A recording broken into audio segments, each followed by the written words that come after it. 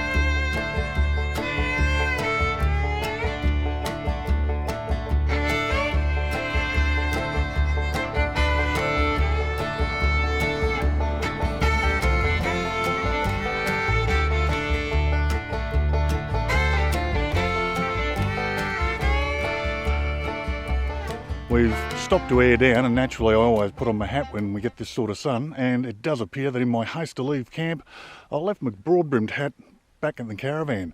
But luckily I keep a backup cap in the car, so at least the top of my head and my nose is protected. But yeah, I'm going to regret that a little bit later, I think. Fortunately I'm all sunscreened up, so let's hope for the best. From Broken Hill, basically we drove straight for about 48 kilometers before we turned to Mutawintji road towards the Mutawintji National Park, and it's now we're on the dirt road. I think it's for about 60k. Yeah, it's about 60 k's of dirt track each way, plus whatever driving around we do when we get there. So we've aired down for that. It's a much gentler ride, but you do have to watch out for the bull dust, because that can, if you hit your wheels in it, can pull you off the side of the road. But it also fills up potholes and ruts, so you think you've got a smooth surface in front of you, and if you're going too fast you can just bang into a pothole that you don't even see and do quite some damage to your car. So it does to drive carefully out here, because you're on your own. Yep, we haven't seen any car since we drove into this road today. But mind you, today is Easter. The dust, as we said before, it's remarkable. That looks like a tow truck and a vehicle on the back. Oh, is it? Yeah.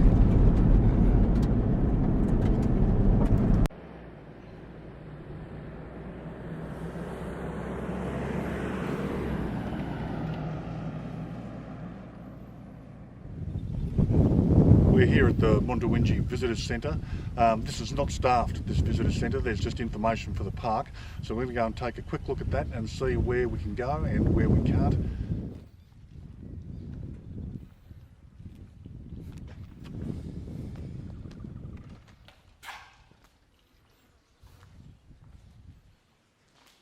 Is it actually working?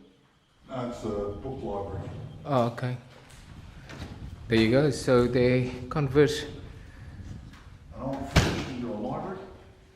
Has it with something to read. Yeah, very interesting. Care factor 0. Well, this one. This is probably a good book for everyone who come down here. It's really a good information center, and it's very useful. There's a barbecue. There's a rubbish bin, and also there's a sitting area, toilet, and running water. Yeah, they've got a water tank there which presumably comes off a bore. And it's full to literally overflowing, so the outspout at the top is streaming into a nice little puddle at the bottom, which no doubt the local wildlife is. Here we go. If you want to do the guided tours here, then you need to make yourselves available on either a Wednesday or a Saturday morning, and that's a book online only thing, but clearly we are not on a guided tour. We've got a number of options here on the map that we can go to. We've brought our lunch with us, so we want a nice place for a picnic. Old Coach Road Drive, we're down here. Old Coach Road Drive up there is about a 10-kilometre drive with the Rockholes Hotel ruins on the way. So we decided we're going to go up there and take a look and probably sit down and have our lunch. It's like, it is 31, 32 degrees out here, which for me is a little bit warm. And I mean, because it's so dry out here, the lack of humidity, the sun feels a lot more fierce. And then if we've still got time, we'll go down towards the Mutawintji Gorge walk. Whether or not we actually walk that, who knows, but we can at least take a look and see what it looks like down there. Yeah. In addition to that, there's also a campsite for you if you want to camp around this area. This is not far. It's in the Homestead Creek camping ground, and it costs adults $6 to camp here, and then a child 5 to 15 years old $3.50. It's a bargain, I think.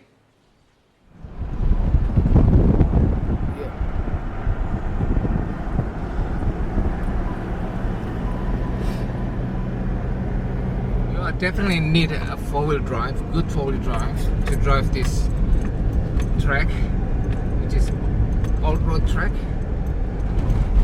Old Coach Road. Old Coach Road. Yeah. Sorry. So at the moment the condition is okay, but if it's raining, I think it's a bit difficult, isn't it, Jay? Oh, I think if it be raining, you could be in all sorts of trouble. I mean, it's quite rutted up. There's sharp rocks which you need to watch out for. And there's washouts back there, which obviously, if there's rain in the area, would flood fairly quickly. Yeah. So you'd want to be very, very confident and aware of your own abilities if you came out here in wet weather. But I don't know how often they actually get wet weather out here. Well, it looked like it's just been wet recently. Yeah, but don't forget the east coast of Australia's had plenty of rain over the last 12 months, so maybe some of that flows down this way. I'm not really sure.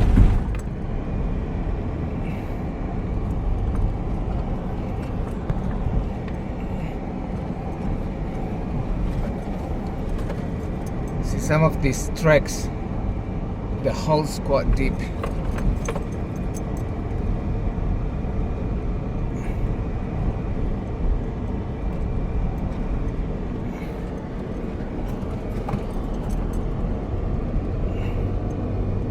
This is one of a number of historic sites in Mutawintji National Park. There is over yonder a picnic area which is covered and you can sit down and have a meal there. But other than that, you are on your own. This is wilderness after here. So walkers and hikers are permitted, but you will want to be an experienced hiker or experienced walker to take on areas like this. You'll need to have a compass and map, water, food, all the clothing that you require, everything you can fit in your pack, all of those things, because survival is on you.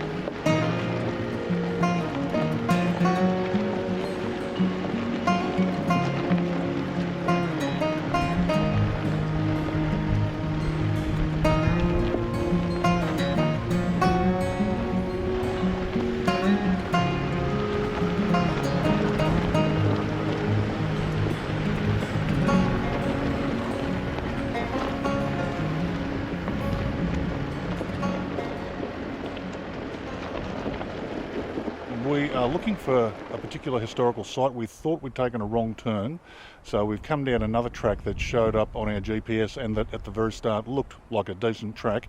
It very quickly deteriorated, and even though it shows up on our GPS map, it's really, I mean, this is it over here. You can probably see how deep the washouts are. There's no way that we're going to be attempting to drive through that in this vehicle. There are those that might, and we are not them. So when you've got a GPS map telling you that there's a certain way to go, that's a helpful piece of information, but you need to use your own noggin and make a decision about the capabilities of your driving skills and your vehicle's capabilities as well, and do the sensible thing, particularly this far in the middle of nowhere. You may think to yourselves, oh, we're only 150 k's or so from Broken Hill, that doesn't sound so bad, but Broken Hill's 500 k's from the nearest capital, and it's a long way from anywhere else really.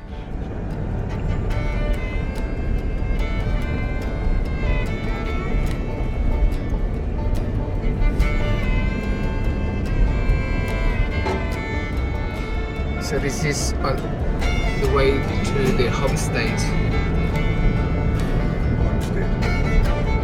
Homestead.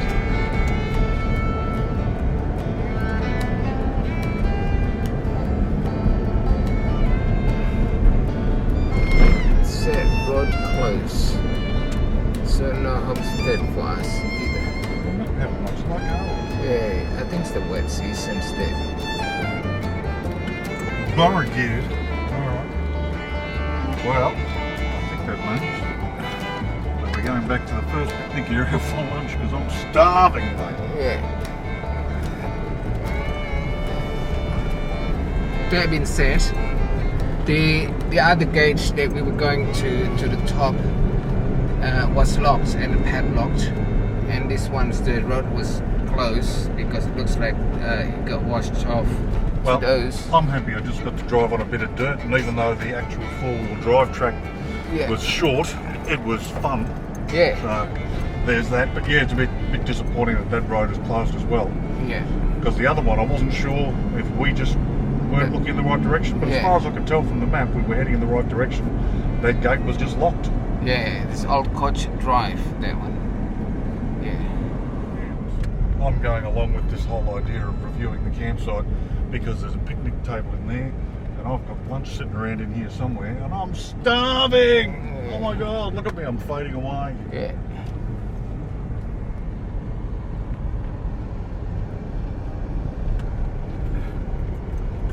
Oh, there's a camper already. So no dogs allowed. There's a table over there. Oh, yeah. Oh yeah, sorry, I didn't see that one. Here we go. So now you can have your lunch. So if you came here, there's supposed to be self-service. So you put your envelope in there. So that is the toilet and the shower. And to my liking, it's actually a flush toilet. Can you believe that? We weren't aware that the campground here is actually quite well appointed. They've got a couple of barbecue areas, and this one has a covered area so you can get yourself out of the sun, which really appeals to me. Not only are there toilets and showers available, but apparently the showers run hot, so that's pretty impressive. It is a paid campground, but it's only $6 a night, and I believe it's by putting some money in your envelope just over there on your left. And the camp is huge. It's got plenty of trees, so you can have shade if you want. But you do have the option if you're running solar on your caravan or you're running solar for your tent of being out in the open. There's a gorge nearby which apparently does have some water in it, and there's fire pits around, there's picnic tables around. You really couldn't ask for more. There are quite a few campers here now. There's probably about half a dozen different setups that we've seen so far, maybe more. Oh, actually, there's a few more around the corner. So there's 9 or 10 campers here in total, or camps set up in total, and yet there is plenty of space between each camp. You don't need to be concerned about being crowded in, and there are walking trails from here that you can go on. And honestly, I think considering how ridiculously cheap it is and how beautiful it is, I'm kind of wishing we'd spend a couple of nights here instead of spending all 4 nights in Broken Hill. But you do what you are aware of, and so we're making you aware that this campsite exists, and we suggest you make use of it if you're ever in the Broken Hill area and looking for somewhere closer to nature. There's a few more fire pits and picnic tables over there. So you really couldn't ask for more, could you? This place is fantastic. Well, we found a lizard. Look at that.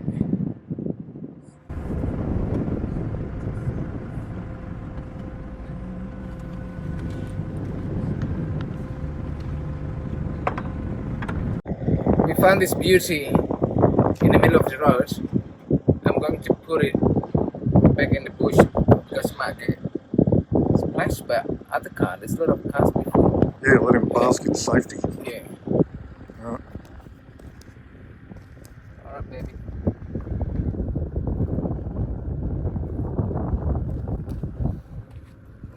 See you, bud. Stay off the road. Don't get run over, alright?